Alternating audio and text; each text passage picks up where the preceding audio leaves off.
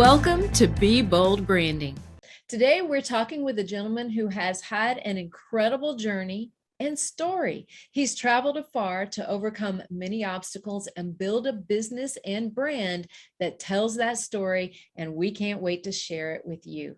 I'm Tanya Eberhardt, founder of BrandFace. We help business stars differentiate themselves, and we do that through personal branding.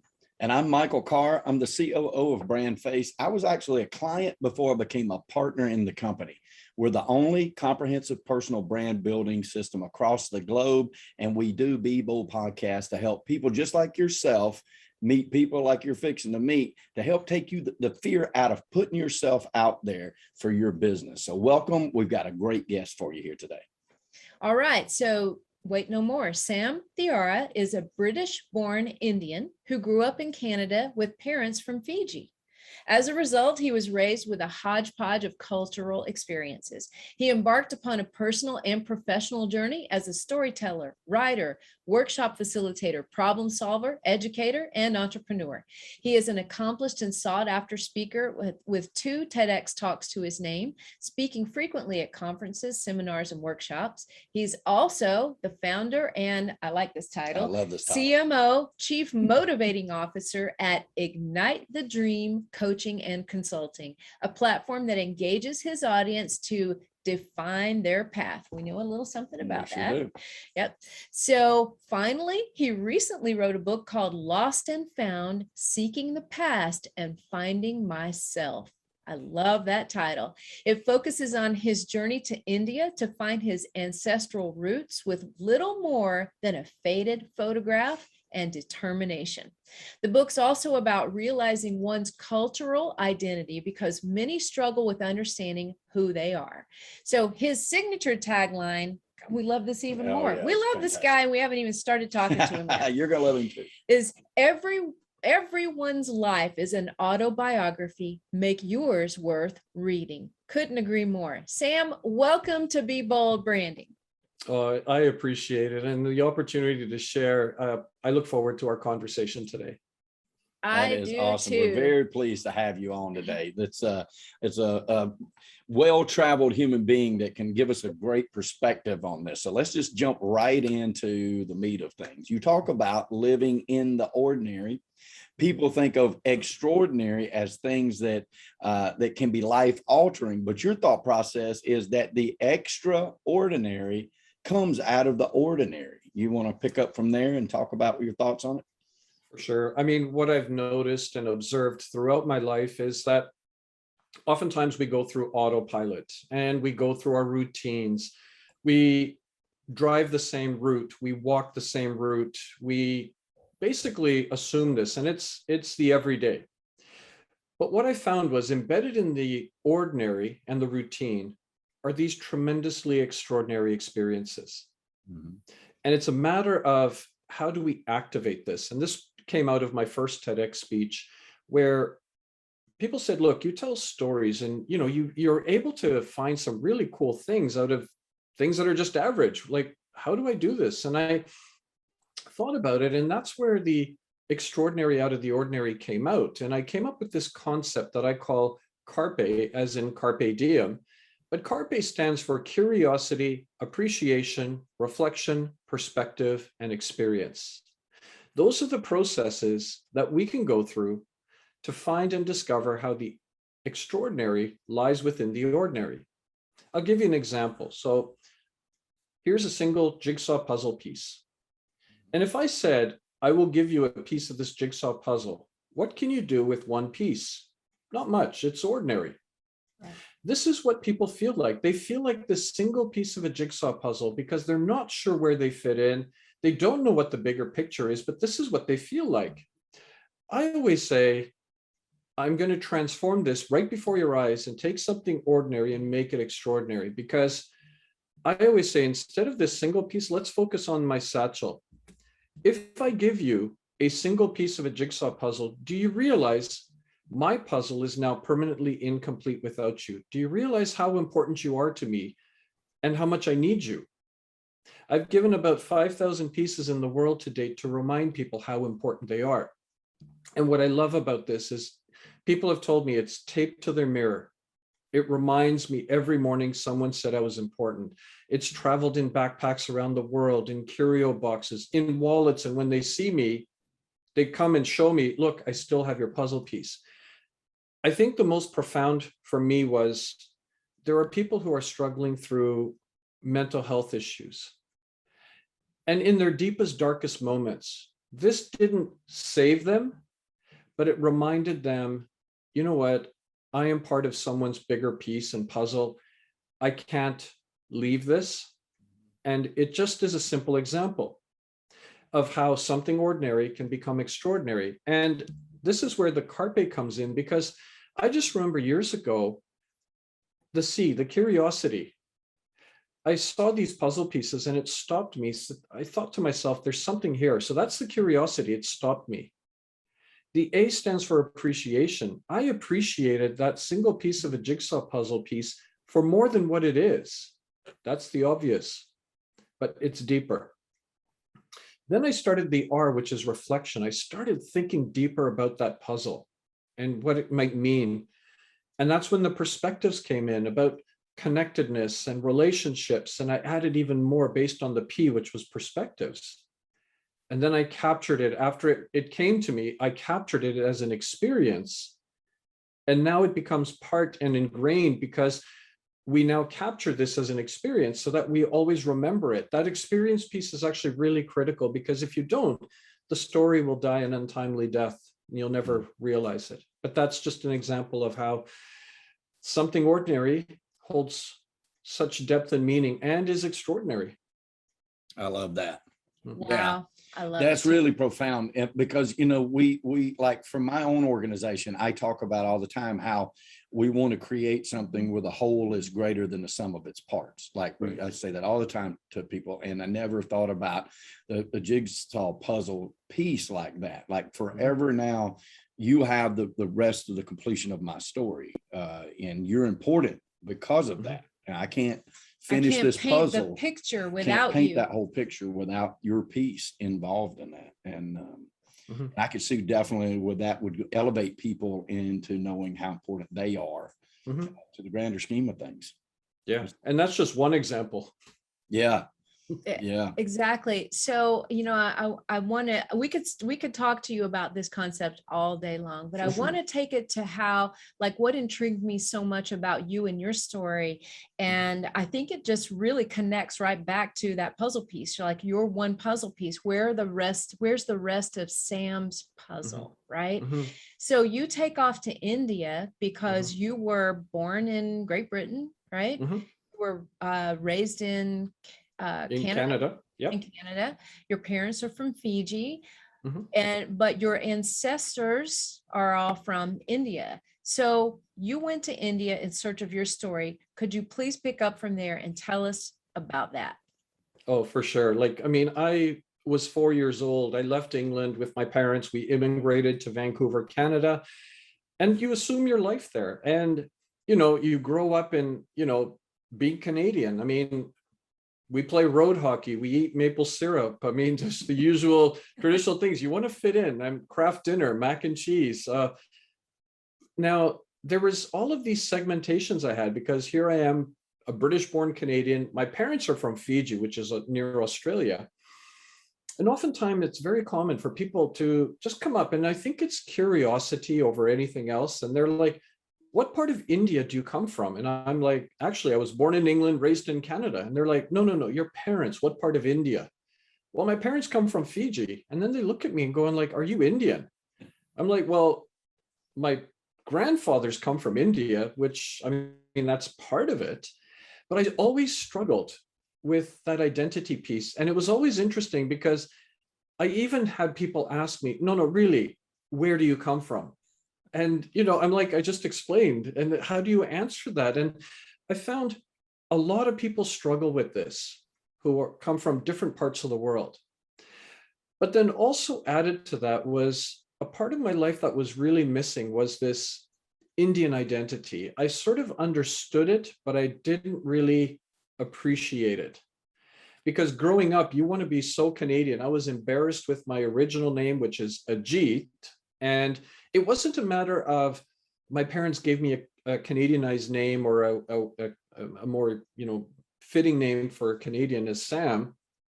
It was more of when I was in England, they just started calling me Sam because they liked the name. So it wasn't even a matter of just trying to make it as, oh, we better change his name because of that. But I do remember, because all my legal documents show Ajit. And it was interesting because that name is such a beautiful name. It means unconquerable.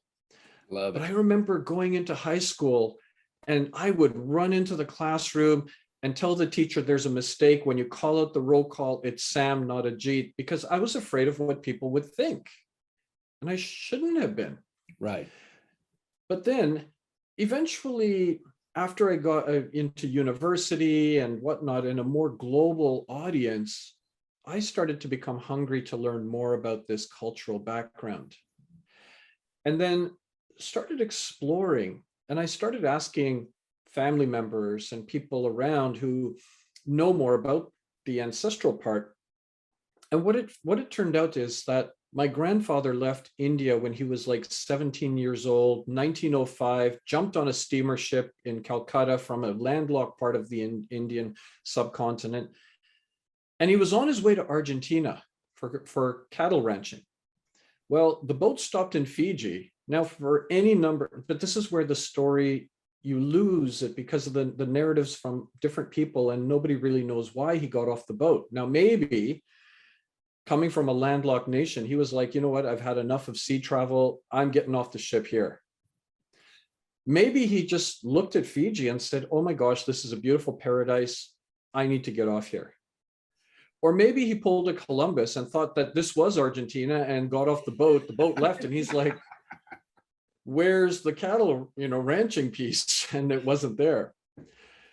But the thing was, we started at that point in time separating ourselves from the ancestral roots. And then, with my father being born in Fiji and, my mom, and then they moved to England where I was born, we became even more removed. And then Vancouver. I wanted to find and reconnect this ancestral root piece because it started to become important to me. Part of it is because, and I write about it in the book, is, I have a thin thread that connects me back to my roots. The only thing I really had was this faded photograph of the people from our village. I mean, it's tinted orange. You really can't make out the people, but this is something that just said, okay, wait, there are people there. Mm-hmm. But you know what? I was a foreigner going to a land that shouldn't be foreign to me. I was in search of a needle in a haystack and not knowing where the haystack was. But I needed to take this photograph and try to find that thread that connected me back to my ancestral roots. And the other part of it was my father, and I again write about this in the book, when I was 9 years old, he had an industrial accident, became a paraplegic, and never walked again. But he's done a lot for us. I wanted to do this for him because he's never been to India. And I thought, okay, let me go on this journey, try to reconnect our ancestral roots and do this for him as well. So we went to India.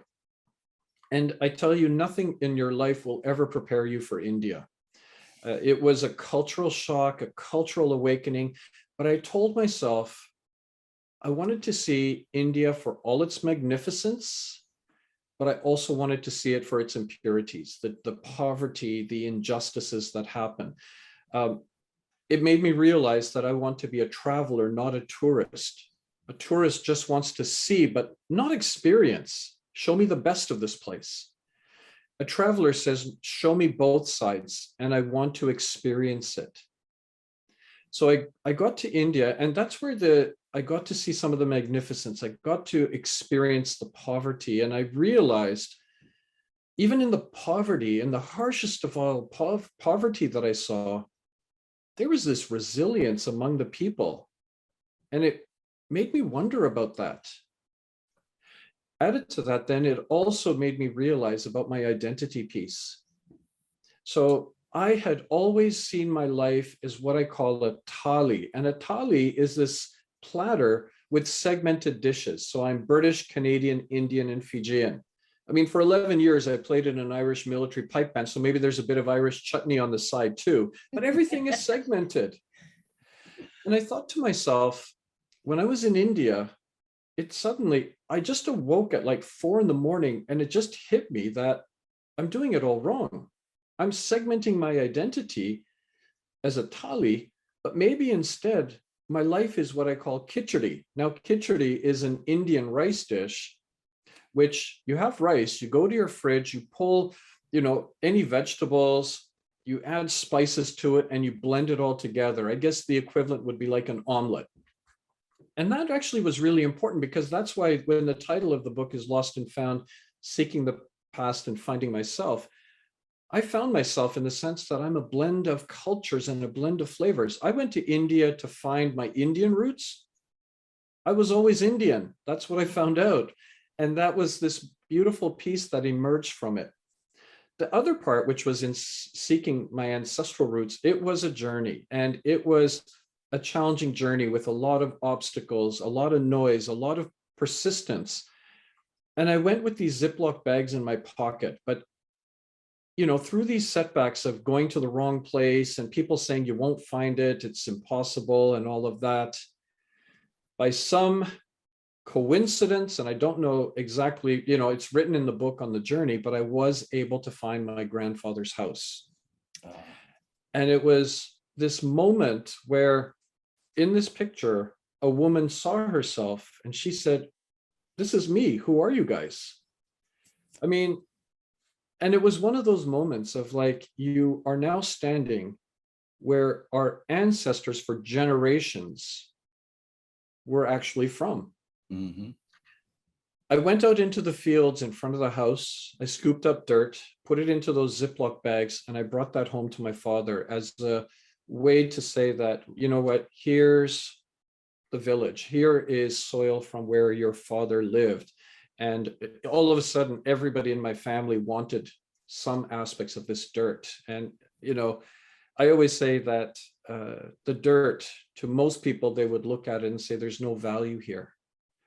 But to us, it's one of the world's greatest treasures, because it was bought with persistence, overcoming obstacles, not listening to the noise. Mm-hmm. And I think that's the journey that's captured, where I got my identity, found the ancestral roots. And I hate to admit, it's a spoiler where I said I found the village, but it's actually the journey that's the most important part. Mm-hmm. That was the end result. And if I didn't find my village, was it a total loss? Of course not. Right. And I think that's what we have to remember, is the journey is really important. Yeah, I like that thought process. I really do. It goes along well with your puzzle pieces, because the journey is touching each one of those puzzle pieces along the way to get all of them to pull together, right? Yes. It's just like hopscotch across your puzzle, right? It is. But it's a beautiful part. I know, and this kind of takes it back just a little bit, but you also have written a book called Personal Storytelling, Discover the Extraordinary in the Ordinary. And I know they're very, connected, of course. Right. Did you write that book before the journey to, okay. What inspired that book? Were you thinking at the time that you were going to take this journey to India, or were those two separate incidences? Well, and the personal storytelling book, Discovering the Extraordinary Out of the Ordinary, came out of that first TEDx speech I did. And I just remember people said, okay, now that you've done TEDx, you should write a book about storytelling. And I thought, oh, okay. And that's where the Carpe principle came in. And I do have that story about finding my village in India, but it was just a nugget of a story as opposed to the entire journey. And I think by writing that first book, I was like, okay, I have to take this component of the story, and I now have to build this into a standalone book itself. And that's the beauty of it, is it actually ignited the second book, the Lost and Found book, because I did the first book. And it all emerged out of doing that first TEDx speech. That's interesting. Very interesting. And how that connectivity goes together, right? Do you liken it to putting yourself out there? I mean, sort of like our podcast here, right? We tell people, just do it. Like, get out there and start telling people who you are and why you do what you do. And then that journey grows from there. I mean, just like you learned so much from the journey of it wouldn't have mattered if you didn't find the village, didn't find the house, didn't find the lady that was actually in that picture. Although that is fantastic part of the story, obviously, you were still discovering along the way because you were doing it. You were putting yourself out there, taking that risk. And another example of the ordinary turning into extraordinary. The ordinary was at one point in time, this was just a photo. It was, I mean, nothing is ever just a photo, but it was a memento. It was something just ordinary, right? Yep. And that woman sees herself and says, that's me. Who are you people? Yeah. That became something very extraordinary. Yeah. Oh, no, totally. Totally. And this is where I also share with people in the sense that, because people said, well, it's great, you found your ancestral roots, but you know what, Sam, I will never find my ancestral roots. Our records are even more sparse than that. And I always tell people, I say that, you know, the journey I went on was eye-opening and just shook me to my core. And for example, I had somebody who was from Sicily, and they were like, yeah, we don't even know anything about our ancestors except, yeah, Sicily, that's where they come from. And I said, but here's the thing. I mean, if you go to Sicily and you walk the streets, eat the food, talk to the people, and realizing that your ancestors come from here, does that provide you some comfort? Does that provide you some sort of an experience that you're like, yeah, this, well, you may not find the house, the village, the town, but you're in a place where your ancestors came from. Does that spark anything? And, you know, that's where I think it's really important to share that with people is, I mean, I was very fortunate that everything fell into place. The puzzle pieces all came together. But just by somebody who isn't really sure, just at being in that region and part of the world might be really what you need as a bit of that sense and feeling of comfort and groundedness. And lead to that next step. Like I definitely think that there's something like that. You know, I had a friend when I was training, my first love was being an auctioneer, and one of the guys that I worked underneath, he was amazing. It didn't matter what city we went into, we get in a taxi cab, and within 5 minutes he knew somebody that knew somebody that he knew. Like it was that he could find that connectivity every time. And we have the joke down here, you know, when I was a kid, it was always like, oh, we're all 6 degrees of separation from Kevin Bacon, right? Yep. And that was the joke about it. But in real life, I find it to be exactly the case. Like, so you know somebody that knows this stranger that you just met, and we can find those areas of connectivity. And it would make sense that if you have ancestors from another place and you go at least to connect in that way to that region, you don't know what kind of magical thing might happen. Totally. Yeah. Magic happens all over the world world. Gets small, which is awesome when it does that, you know. It does. And I think you have to be in the state of mind too to see that magic and realize that magic when it happens, because and to you know, basically your theme of the ordinary being extraordinary, of being able to have your eyes open to see those things that other people see as ordinary, and you think, oh my heavens, how extraordinary is that ordinary thing. Yeah. And to me, nobody is ordinary. Everybody's extraordinary. We agree. We just had this conversation yesterday. 1000%. Everybody, we say, you know, a lady asked Tanya one time, she goes, can you make me into a star? And she goes, you're already a star. I don't make stars, I unveil them. Right. Yeah. Like I'm gonna help you realize you're a star. That's really what it boils down to. And that's what personal branding is all about, you know, which is a passion of, you know, all of us. It's that unveiling that inner star. What is your story? You know, right? You know, what piece of the puzzle, describe your piece of the puzzle. And sometimes as you're describing it, the rest of the pieces, many of the rest of the pieces fall into place. Yeah. And I think one thing that is the way I describe both yourselves, myself, is I call myself the difficult monk. And what I mean by that, which you are too, is people will come to us because they want us to provide them the answer, or who am I? And, you know, you tell me who I am and I will be that. I always say I'm a difficult monk because, I mean, they see me as a, you know, orange saffron bearded man on top of a mountain. Now, where I live in Vancouver, I'm on a mountain. I've got a bit of a beard, but orange saffron, no. The difficult monk is, I'm not going to tell you anything I'm going to ask you questions, because the answers you seek lie within you. And just by asking these questions, what do you enjoy? Tell me about this job that you had. That's where all of a sudden they start telling me, and then the words actually come out of their own mouths. And now you're just pulling it out. So That's we are so difficult. true. We are difficult monks.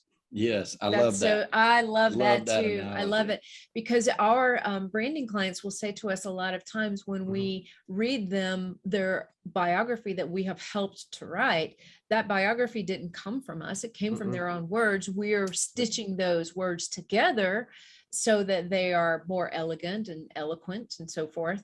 But when a lot of times we read that biography to them and they'll say, I really like that person. Or who is that? Is that me? I want Right? to be friends with that person. I want to be friends with that person. And that's when, it's like, well, that is you. You need to rise up, your brand needs to rise up to you, not the other way around. Right. Exactly. And yeah, I like that a lot. Yeah. I like that. Definitely. And I mean, oftentimes people would be like, Stan, well, tell me who you are, or what do you do? And the way I respond, this is how I respond to people. There are 5 things that guide and direct me in life: servant leadership, story sharing, activator, igniter, champion, enabler, and community do-gooder. Those 5 things enable me to help individuals, teams, organizations, educational institutions, and nonprofits to really go to their pinnacle best. But it's also made me into a speaker, storyteller, writer, blogger, entrepreneur, mentor, and a coach, problem solver, and a community activator. Now, I've made that very concise. And all of a sudden, people know, okay, this person, with confidence, not cockiness, really understands what he's capable of doing. And it really outlines who the person is. And I always say that, I think, with all the conversations I've had to date with so many people, they're focused on the what of what they're doing, as opposed to who they are. And I always say, okay, let's put the what you're doing for now. Let's start focusing on who you are. And then we go through our journey together to find out who they are. Yeah, I think that's fantastic because that when you are authentic to who you are, then you're in the right path for all the great things to happen for you. All the doors to be opened, if you liken it to the universe bringing you what it is that it has created you to be as a part of that whole puzzle. And then the connectivity of how that works, not just in your own family and a small part of your own family, but then in your company workspace to your clients, your clientele, your church organizations and any other business organizations that you're a part of. And it just continues to blossom from a network from that. That's I really like that. And it's very important to us at BrandFace that the authenticity of who those people are is brought forth for the rest of the world to see it. Definitely, and be attracted by it, and they are. And from a business perspective, our mantra is people don't do business with a logo; they do business with a person. So developing that personal brand is a big thing. So let's talk just for a moment about your coaching and consulting. So you have an awesome title, Chief Motivating Officer, which I love, but your company is called Ignite the Dream Coaching and Consulting. And you say that it's a platform that engages people to define their path. So tell us a little more about that. Yeah, I mean, Ignite the Dream becomes an umbrella for the coaching and mentorship, the speaking and the writing that I do. And what I find is that, again, with that platform, it's about having those meaningful and thoughtful conversations to help people be supported and guided. And oftentimes with these conversations, they'll start by telling me what they do. And I'm like, okay, let's stop for a moment, but I want to know, who are you? And they're like, oh, and I say, okay, so I started my conversation with you just a little while ago about the 5 things that guide and direct me in life. And I always say to them, I said, okay, are you the corner store or are you Starbucks? And they're like, okay, what do you mean? And I said, okay, corner store sells groceries, lottery tickets, coffee, fried chicken, hardware. And Starbucks sells tea, coffee, food related items. And let's say today it's a beautiful sunny day. You need a pair of flip flops. Would you go to Starbucks to buy your pair of flip flops? And they're like, well, no, of course not. And I say, why? And they're like, well, because they don't sell flip flops. And I said, are you sure? And they're like, yeah, we know tea, coffee, and food related items. But you could go to the that corner store. I think a lot of people live in the world of that corner store because they're like, I want to be anything and everything, and maybe the right person will drop by. But the people coming into your store have no idea what you can offer and what you provide.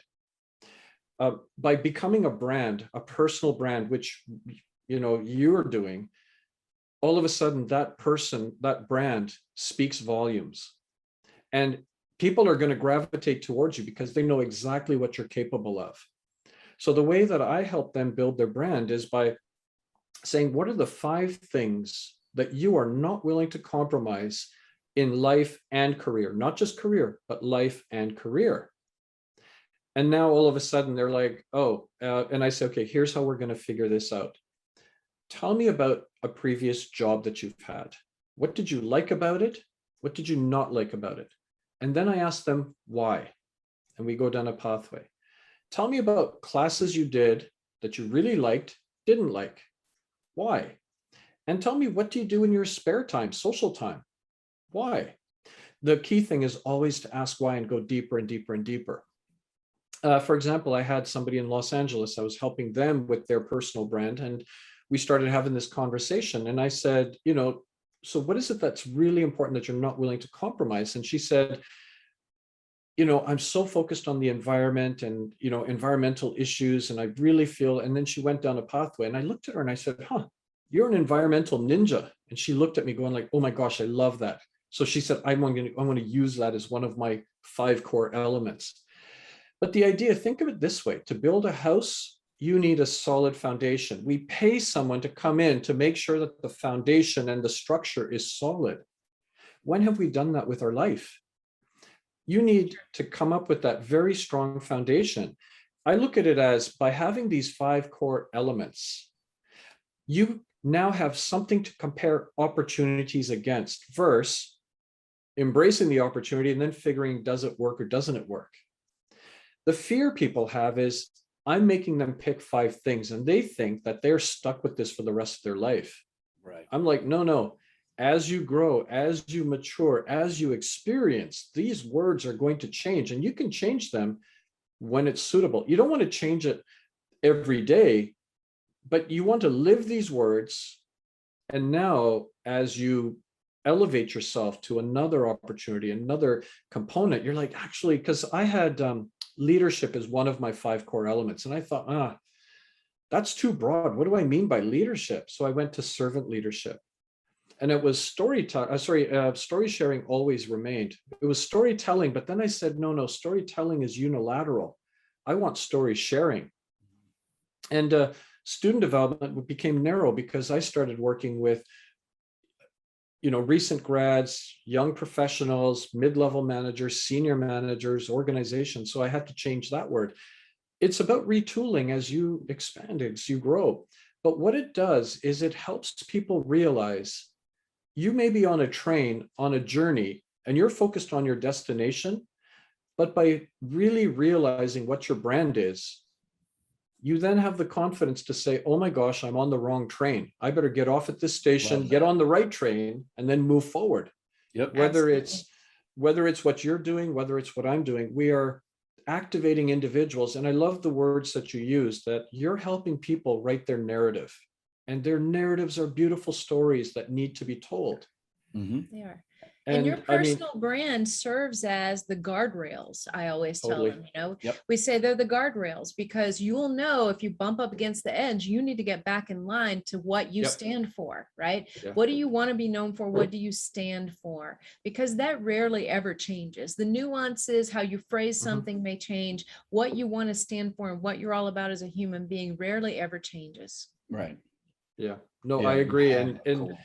yeah, and what it allows you to do is, when you own your brand, however you do it, but you own that brand, it provides clarity, because now you understand okay, why this job never worked out for me. Or, I call it the burning tree syndrome. What I find is that all too often when people come to me who have been in industry for a lot of times, for a number of years, is, they don't like their job. And they said, yeah, and I didn't like this one and whatnot. And I said, here's what happens. Let's say you've got that first job and whatnot, and you're on a tree, but the tree catches fire. Now, what do? You grab the closest vine and you swing to the next tree. Well, that's what your career is. Like your job, you don't like it, that tree is the job and it's on fire. You're not enjoying it. And you know what? You're going to get burned. So I'm going to jump to the next tree. And you get to that next tree by swinging with that next vine, the next job. And you're like, okay, great. A new start, fresh. And you don't like that job because now that tree is now on fire. And you swing to another one. You get to this next job. And all you're doing is swinging from tree to tree, from job to job. And instead of swinging by vines to the next tree, how about we work together and put that fire out? And let's really understand who you are and then move you in the direction that really becomes fulfillment. And when they hit fulfillment, oh my gosh, it's so beautiful to see that they're like, yeah, this is what I was meant to do. It is. We see it time and again, and it's such a beautiful part of what we do, what we all do. We're just blessed to have that ability and that opportunity to help people like that. And absolutely. And to segue into this, you've accomplished a lot. You've learned a lot about yourself, been clearly introspective and figured out how that fits inside of you, no doubt. And of course, this podcast is called Be Bold Branding because we just believe in being bold. We'll learn more about that here in a minute. But what's the boldest thing that you've done to date for yourself, personally or in business? What would you say is the number one? The journey to India, obviously, to just find that. I think the other one that I could share that just sort of relates to this is suddenly realizing the moment that I went from what to who, instead of what I'm doing to who I am, I left a corporate job. Everything said, you know what? You're making the biggest mistake of your life. 100% of the people around me said you are making the biggest mistake of your life because great wages, great benefits, pension, stability, government work, everything said you got to be there. And I was loving the job I was doing. And if I leave, I don't have a job. I've got an 8-month severance package. But there were 2 words that allowed me, because it was a voluntary separation package that the company needed, 850 people out of 6,000 to leave. And I looked at it and everybody says, of all people, you're the one that should not go because of all of those factors. And you love your job, which I did. But there are 2 words, comfort and uncertainty. Comfort. People strive to comfort. Society wants us to have comfort. But the challenge with comfort is at a certain point, you stop growing as an individual. And I stopped growing. The other word with uncertainty is with 850 people out of 6,000 leaving, there's uncertainty because you could move me where you need to fill those gaps now. Uncertainty if I leave because I don't have a job. But here's the thing, by leaving, I controlled my uncertainty. So I pressed the button, left the company. And within 2.5 months, I was working on the Olympic bid committee to get the Winter Olympics to Vancouver and worked on one of the most amazing projects. Now, did I just, on a whim, walk to the edge of the cliff and jump into the darkness? Of course not. You pack your parachute, you make sure you have wings before you take that leap. And that's the confidence of having that personal brand, or the confidence of who you are, what you're capable of doing, the relationships that you've built. And it goes back to that puzzle analogy of there are people who will not let me fall, and the experience has also guided and supported me. And that's, I think, one of the boldest moves I made in my life, which could have gone either way. And I just sort of look back at that. Now, it's not for the faint of heart, but it made me realize that I actually thrive in uncertainty and ambiguity, which is a space that a lot of people don't like.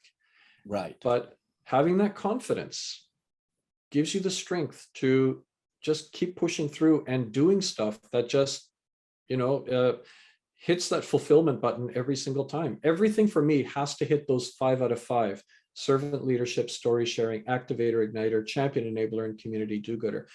Anything I look at has to hit 5 out of 5. I really like that a lot. I do A too, lot. because that keeps you in your guardrails. It really does. Yeah, And but you also are able to move through those 5, right? That it hits those 5 points. You can move through that uncertainty, knowing that those 5 are covered, and that you're going to find your path in that. And I remember I knew this older gentleman. He's actually was an immigrant from Hungary when I had met him, and he was an older man. I was probably 20. He was probably 65 at the time. But I remember he told me all these life stories that he'd been through since he'd come to America, and deals that had gone bad, and how he lost his life savings 3 times, but now he's this multi-millionaire, and like is these killer stories. But he told me, he put his hand on my shoulder, and he says, never ever, as a young person, never ever be afraid to better yourself, as to your definition of what that is. And everything else will work out to the way it's supposed to. So I like the way you've done, like, to quantify that. But it's definitely got to be an inspiration, I hope, to our listeners about making sure that your path, you've done your thought process, and maybe even do it to the Jeff Bezos way, right? Are you 70% sure you know the outcome? Then move, get going. Like, what are you waiting on? Right. And you help to quantify that, and then just believe in yourself, have the confidence that the universe wants you to have what you desire. And if you're being authentic to that, you're going to get it. And I think one of the quotes I live by, besides make your life, everyone's life is an autobiography, make yours worth reading. The other quote that I live by is, obstacles are the necessary bricks on the road to my success. I embrace the obstacles. I don't fear them. Agreed. And people are so afraid of those obstacles that they're going to encounter. And I look at them going like, but I need those obstacles. I'll just share this with you as well. I mean, what I have here are about 86 letters, and all of these letters are rejection letters from an employer when I graduated university, who said, we don't know who you are, we don't have a job for you, good luck. And 86 of these rejection letters. Well, I look at those, and I don't know why I kept them, but to be fair, every single letter was a nail in my coffin of self-confidence. But eventually I realized, no, see, I'm going through a process. Things will have to change. And I look back at those and I say, but that obstacle I needed, if one of those letters would have materialized, I would not be with you today. Right. And also, many of those companies no longer exist. I outlasted these companies. People are resilient, but you have to give yourself credit. You have to give yourself the confidence to say, I'm in a difficult time right now, but things will improve. But who do I need to embrace and bring into my journey? What are things that I can do to support and help this journey? And like I said, those letters were important, but equally at the same time, I look back at them now and I'm like, yeah, I needed every single one of those letters to help me get where I am today. Yes. Yeah, absolutely. I love that visual of still having those letters. I know, love I do too. It reminds me, one of our quotes is, a great personal brand doesn't just change the way others see you, it changes the way you see yourself. Totally. Yeah. And I think that's really one of the big lessons to take away from today is know your story, define that story, who you really are, and let that guide you through life, because you can't go wrong embracing who you truly are. And most people are kind of afraid to look at that. Yeah. Agreed. For various reasons. So Agreed. Sam, we could talk to you all day. We sure could. This has been so interesting. Time. I do too. Yeah. But why don't we end with this so that people can learn more about you? How can prospects reach you if they want to touch base? So there's a couple of ways that I would say. One is I have my website, and it's www.sam-thiara, so my last name, THIARA.com. I've got about 180 blog posts that I've posted about a lot of what we've talked about and so much more, and that's all free and accessible. LinkedIn is another way, but I'm also on Instagram and Twitter. So there are different ways that if you wanted to seek out and ask, by all means, those are ways that you can reach out. Okay. Awesome. What a pleasure. Yeah, Sam. you've been a jewel, Sam, and a great guest. It's Thank been you an so honor much. to have you on. Yeah, absolutely. It's been an honor to be a part of this, and I really value and appreciate the connection we now have. I'll have to mail off puzzle pieces to you both, and We'd love to I have would them. love it. equally at the same time, I think that somebody who's listening, if there are nuggets from our conversation, from both of us, all three of us, I think that that's something that I think can be really appreciated, is helping people in their journey, and just the discovery is the most important part. Yeah, It sure agreed. is. Agreed. It sure is. Well, hey, folks, all those that are going to watch out there, if you want to know more about how to build a personal brand, you can go to discussyourbrand.com and book a free session with us. It's a 30-minute session. It's absolutely free. We'll talk about branding. We'll explain branding. We'll help you with your brand if you've already gotten started. But we appreciate each and every one of you. Thank you, Sam, for coming on board. We appreciate that. You know, we do Be Bold branding because we really like to talk about prosperity. And when we talk about prosperity, we're not just talking about money. That's an important thing in life, but it's not the most important thing. We always wish for the 360 of an abundant life. And that's what we wish for every one of you out there. But we know that prosperity favors the bold. So we say be bold, folks, especially with your brand and especially in 2021. And thank you, Ms. Tanya. Thank you. And thank you, Sam. Again, what a pleasure. All right, guys, we'll see you next time on Be Bold Branding.